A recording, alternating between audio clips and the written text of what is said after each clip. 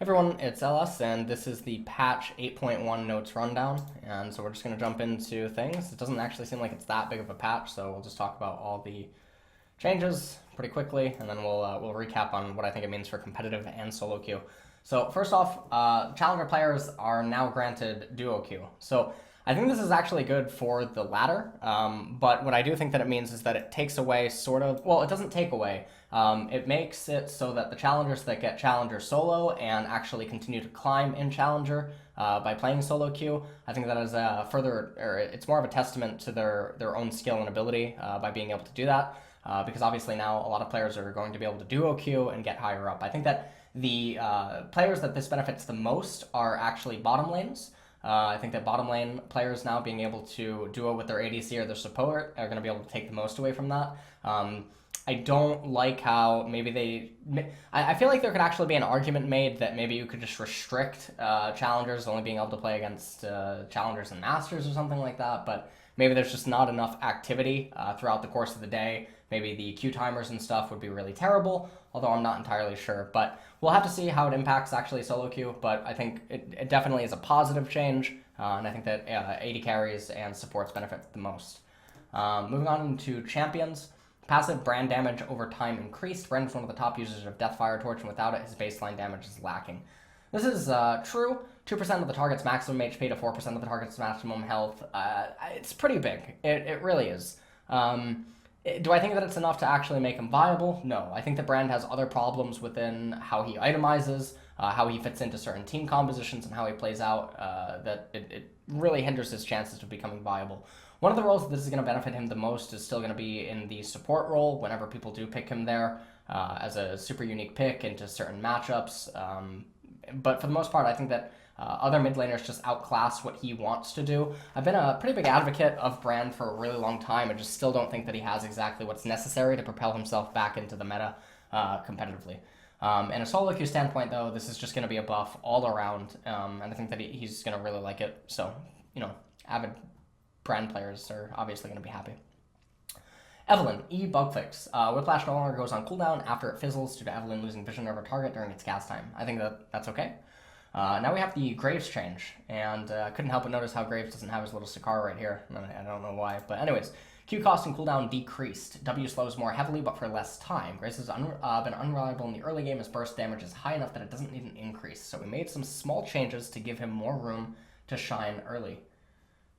Cost is 60 to 100 mana, changed to 60 to 80, so obviously that's really good. It's going to heavily impact his ability to sustain his mana while moving throughout the map, levels 3 through 5, and then obviously it'll have somewhat of an impact beyond that, even though he's going to have the jungler item, and he'll be able to just sustain normally throughout the game. Anyways, W smokescreen. 15 to 35% to 50% at all ranks, and then the slow duration change from 1.5 to 0.5 seconds. I mean, this is the really big impact. So usually Graves, when he's using his smokescreen, it's not really just for the benefit of the smokescreen blind itself. It's often to close the gap. He casts it at like max range, clips them with it, it slows them down for a little bit, and lets them get into position in order to begin auto-attacking them, casting his red smite, hitting the Q and everything like that. So, yes, there are going to be instances where he is using it for the blind, but I think the fact that he's been granted a pretty long-range slow to further enable him and also his teammates if he's going for a gank is obviously the most beneficial. Do I think that this is going to make Graves return to like an S tier or like an A+ level jungler? No, not by any means. So I think that he has other problems going on, and that they likely need to revert some of the nerfs that they hit him with last year if they want to see Graves return to former glory, especially because the lethality Graves was hit, in addition to the tanky kind of Graves was also hit, the Graves that used to go Black Cleaver with Serax and Phantom Dancer. So Graves has actually had his itemization inadvertently nerfed throughout the last few months, and because of that, Riot not buffing him or being super fragile with the buffs that they are giving him, it's just not enough. It's sort of like when a champion just gets left in the dust after some balance changes, and it just always ends up leaving you feeling bad. So now let's move on to Heimerdinger. A big turret beam damage decreased. R upgrade 200 to 340, changed to 100 to 180, 0.7 ability power ratio unchanged. I think this is too big of a change. Honestly, Heimer was like mini reworked before. He just needs a complete overhaul. He's fundamentally a bad champion that is too unique for competitive, and in the right hands, he is still pretty strong in solo queue, but I mean, that's basically the extent of it.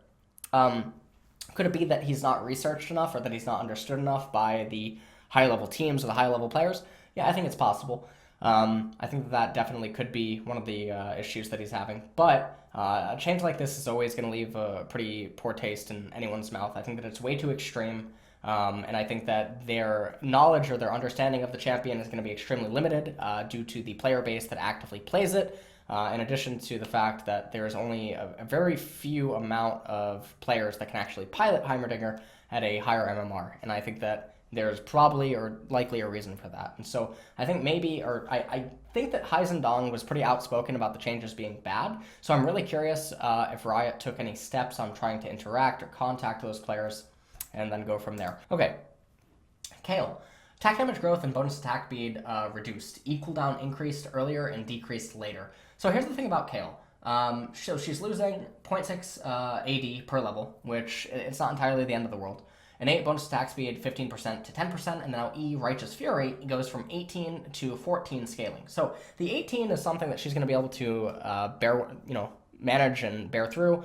It'll return to its normal state once you have 3 points in it, and then obviously it goes down to 14 seconds later on.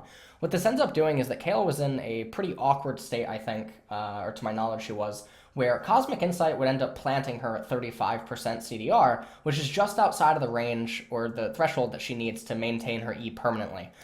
So it's my belief that I think that the E Righteous Fury change here enables her to get to that attack speed, or not that attack speed, that cooldown that is necessary to maintain a constant E active without having to dedicate into the cooldown reduction. So now it lets her itemize a little bit differently, and I think that the trade-off there, so that you don't have to itemize specifically into a cooldown reduction item, enables you to obviously itemize out of it, so now you make up the loss of base stats that she just suffered from elsewhere. So that's pretty much it for Kayle.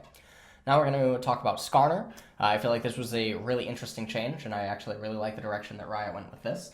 E-proc deals more damage and stuns for longer, base mana increase. The base mana increase I think is really nice. Helps Skarner with his counter jungling or just when he's moving outside of his spires and everything. So that's a change that I think I welcome.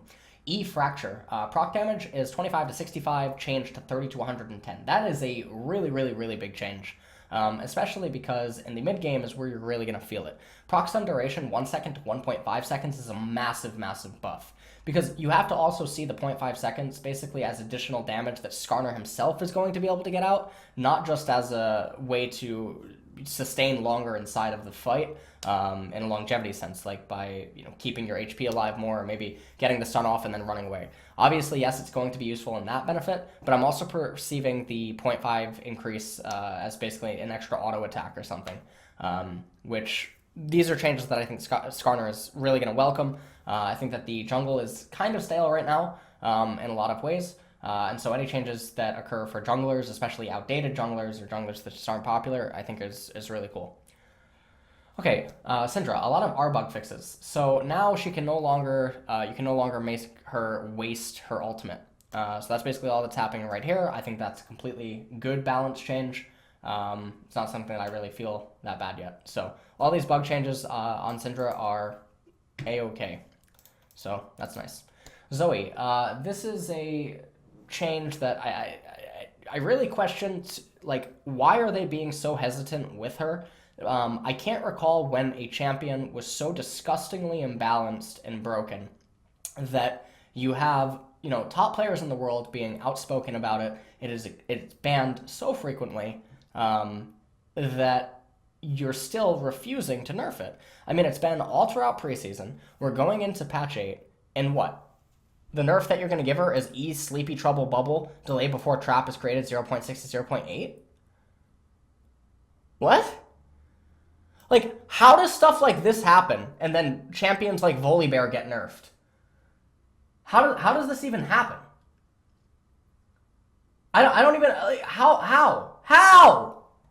How does something like Volibear get nerfed, or Corki, but Zoey goes untouched? Like, what is going on?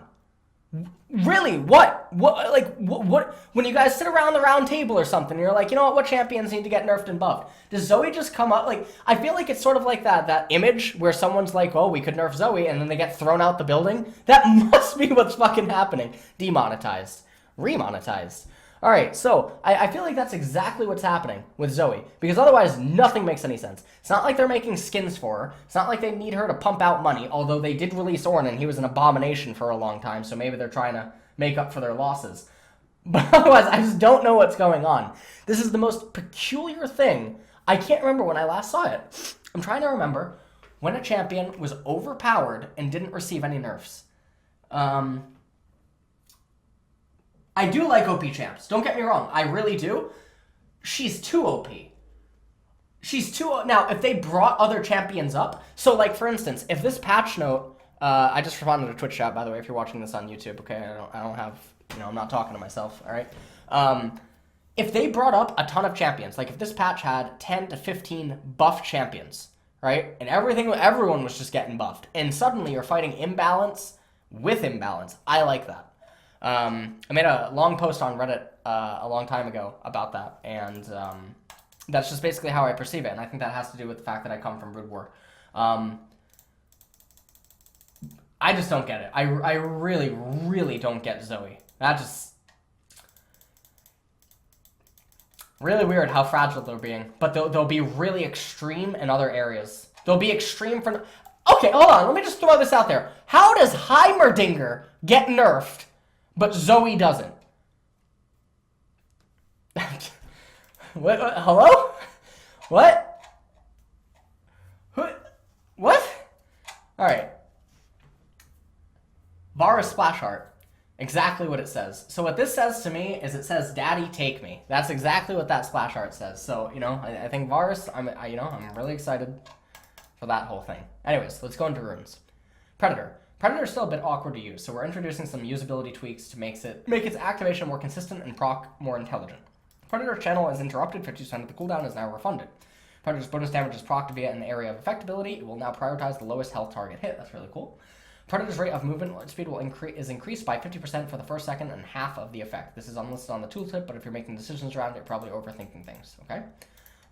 These are nice little changes. I do think that Predator is still a little bit underutilized, and I don't think that it's been researched enough, but, I mean, the season is just going to be starting soon, so I think in that regard it's okay. Resolve path stat bonuses. This is an area where I think that Riot did a really, really good job.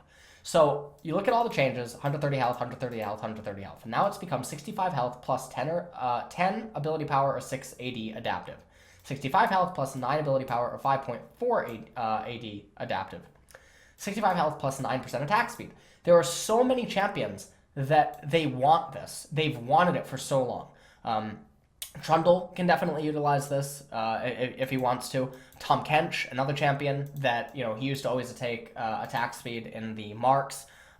So many champions are definitely welcoming this because the HP is not nearly as beneficial as these new things that have been gained. Okay, Resolve secondary. 65 health plus 10 ability power, 6 AD adaptive. 65 health plus 9 ability power, 5.4 attack damage adaptive. 65 health plus 9% attack speed. So this is really, really, really good. These are all fantastic changes to the Resolve primary and the Resolve secondary tree. I think that it's really good. You know, I think this is probably one of the best changes that Riot has had in recent patch notes that I can remember seeing. Rune bug fixes, these are all nice. Item selling, normally selling an item means buying another right after. This is something that can be avoided, but it's really nice that Riot has added it. Readability improvements, higher contrast, this is all nice. Bug fixes, all nice. Honor, I mean, this stuff's all nice, but I mean, it's basically just novelty, whatever, so. Upcoming skins and emotes, Godstaff Jax. All right, now, we're not really going to talk about this, but I'm just, you know, throwing it out there that Tyler 1 has been unbanned, so, you know, now they're going to move on to the you know, next big person, Shinshin, so obviously you're going to give him, you know, the Godstaff Jax, you know, for the super top. So, understandable. Okay, and now you get the new emotes. I just have to throw it out there, okay? This isn't sponsored by Riot or anything, but that penguin is one of the cutest things of all time. So, if you're playing League of Legends and you don't get the penguin, you're doing something wrong. Because the penguin, this is a necessity. If you're going to be playing the game, you need to own the Penguin. I'm just saying. So let's recap really quick. Okay. So Brand, still bad, but, you know, buffs are buffs, okay? Support Brand is basically buffed. He's still going to be bad in competitive, situationally okay in the support role, and then obviously solo queue, Brand is still Brand. Evelyn changes, okay. Graves changes, not good enough for competitive. Solo queue, definitely welcomed.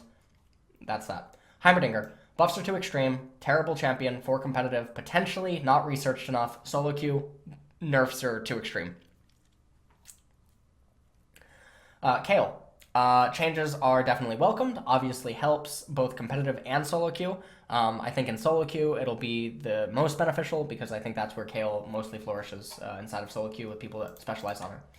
Skarner, in a competitive sense, I don't think it's necessarily enough to propel him up into being like a an A+ or an S tier jungler. But I think that any change inside of the jungle is definitely welcome. Syndra changes, fantastic. Zoey, just don't understand. Competitively, she will not be let through. When LCS kicks off and LCK kicks off, she will not be let through. Or if she is let through, it's because someone's getting some funny ideas like they were with Camille and Rengar and LeBlanc a year ago, if anyone remembers that, where Red Side always banned Camille, Rengar, and LeBlanc.